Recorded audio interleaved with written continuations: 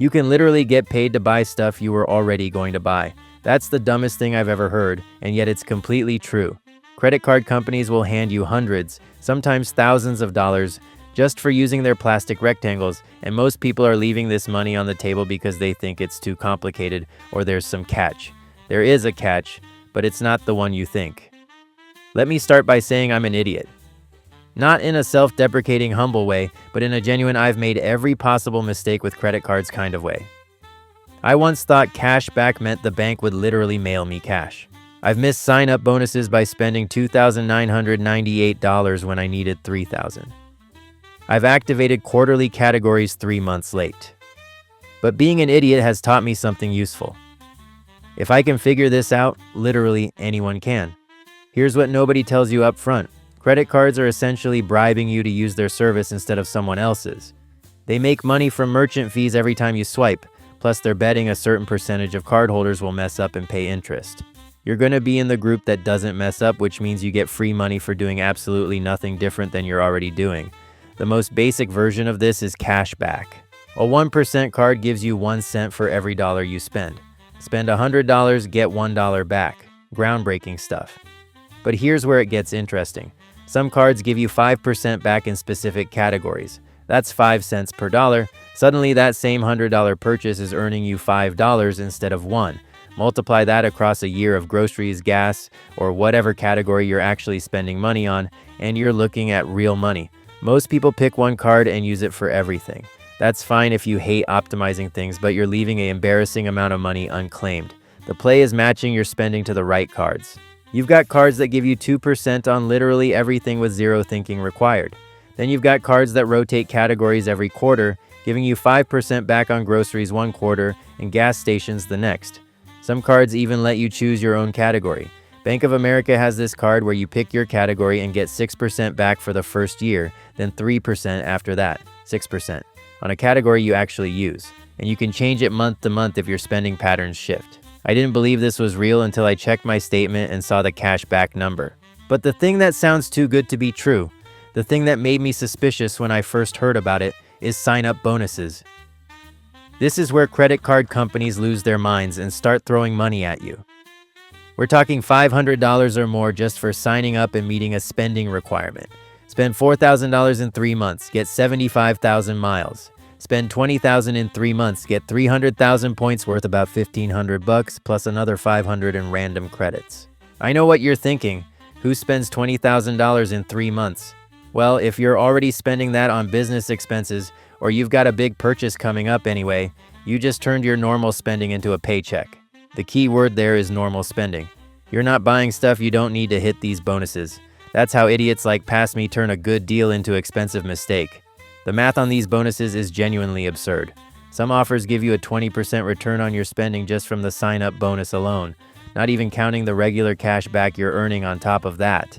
It's one of the only legal ways to get that kind of return on money you were spending anyway. Here's the part that trips people up. These bonuses come with rules, and if you ignore the rules, you get nothing. Spend $3,999 when you needed $4,000? Too bad. Missed the 3-month deadline by 1 day? Tough luck. The banks aren't being generous here, they're being precise.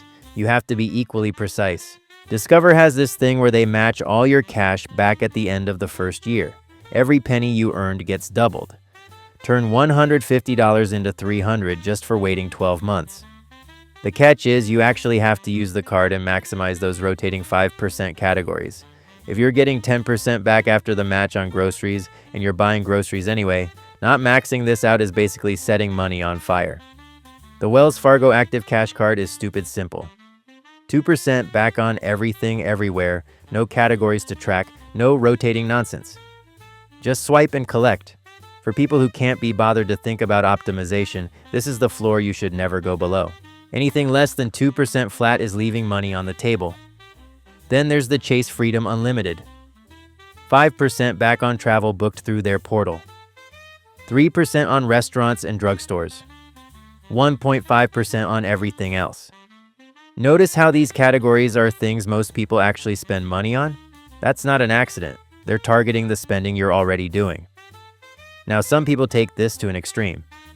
There's this thing called credit card churning, where people open cards specifically for the sign-up bonus, collect the reward, then move on to the next card. Rinse and repeat. It's legal, it's profitable, and it's also a bit like playing with fire if you don't know what you're doing. The churners are out here collecting multiple sign-up bonuses per year, sometimes enough for international first-class flights or luxury hotel stays.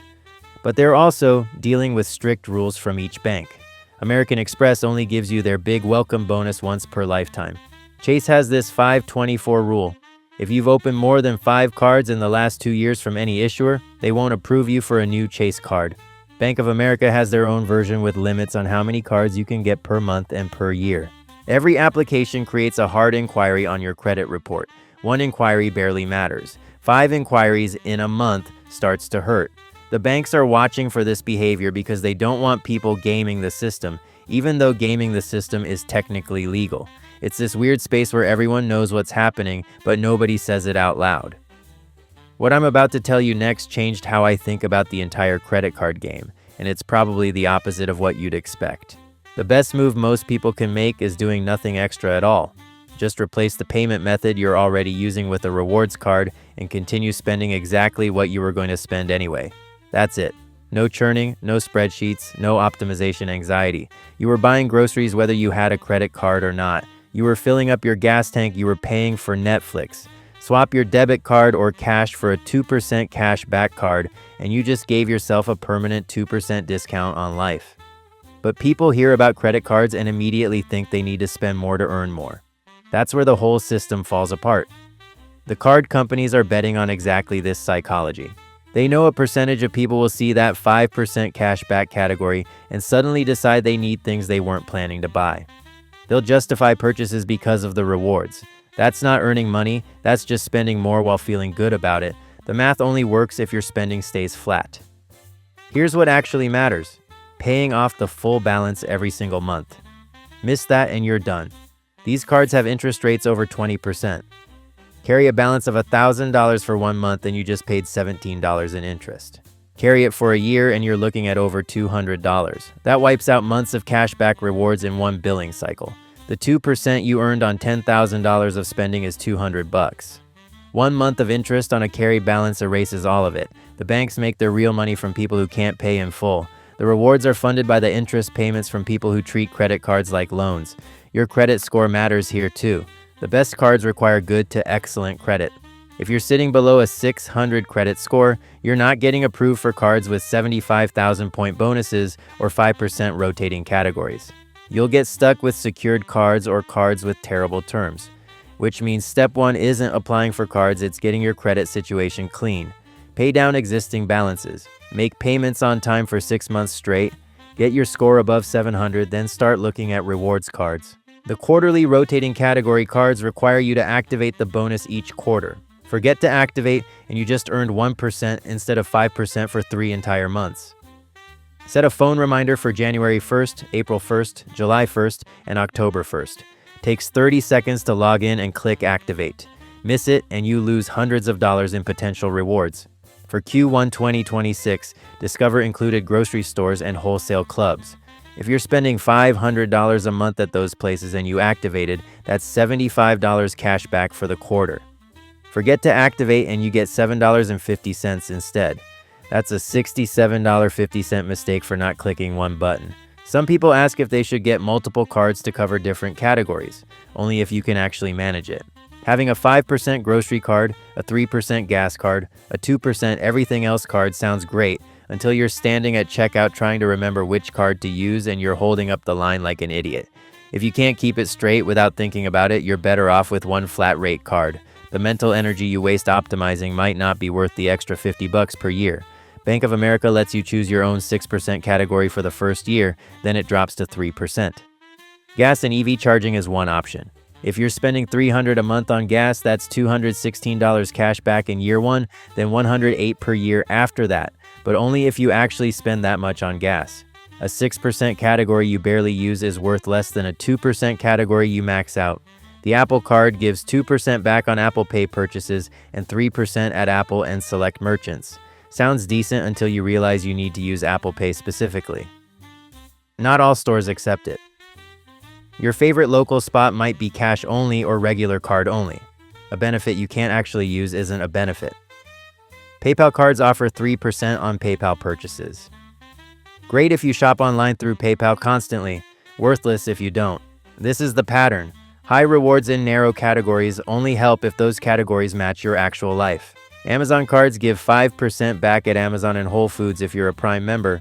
Prime costs $140 per year. If you're already paying for Prime and shopping at these places anyway, the math works.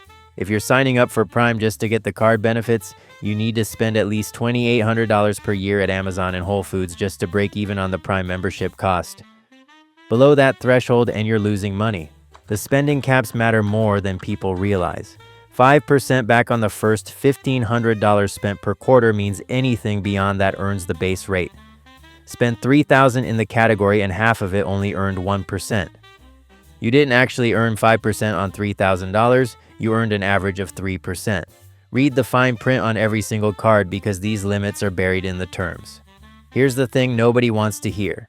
If you're carrying any credit card debt right now, none of this matters. Your first move is paying that off completely. The interest you're paying on existing debt is almost certainly higher than any rewards you could earn. 20% APR on $5,000 in debt costs you $1,000 per year. No rewards card is giving you $1,000 in cash back on reasonable spending. Clear the debt first, then start optimizing rewards. Once you're debt-free and you've picked your cards and you're paying in full every month, the money comes in automatically. You're not doing anything special. You're buying the same stuff you were always going to buy. The cash back just appears in your account every month or every quarter. It's the closest thing to free money that exists in personal finance. Not because the banks are generous, but because you're using their system exactly as intended without falling into the traps they built into it. Most people can't do that. You just need to be slightly more careful than most people. The secret isn't complicated. Pick cards that match what you already buy, pay them off completely every month, and watch the money pile up. That's it. You're not getting rich off credit card rewards, but you're getting paid for spending you were doing anyway. Most people won't do this because it requires paying attention for 5 minutes when they sign up and then actually being responsible with money. If you can clear those two incredibly low bars, you just gave yourself a raise that costs nothing.